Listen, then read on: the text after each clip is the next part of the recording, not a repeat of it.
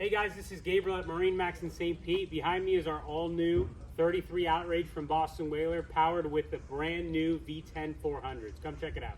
As we enter the cockpit of this 330 Outrage, we see the all-new gray seating that they have, the gray upholstery. It looks absolutely phenomenal in person.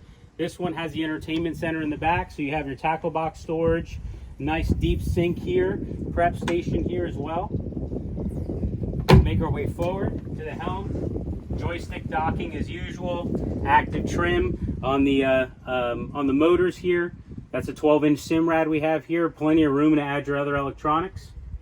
And follow me forward here. Huge storage here under this coffin box. Whaler calls it the garage.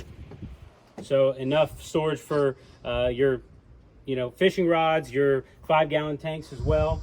And then, of course, you have fish box storage down below here, and then 2 in the back as well. So if you got any questions, want to come see the boat, call us here at MarineMax in St. Pete. Again, my name is Gabriel Gonzalez.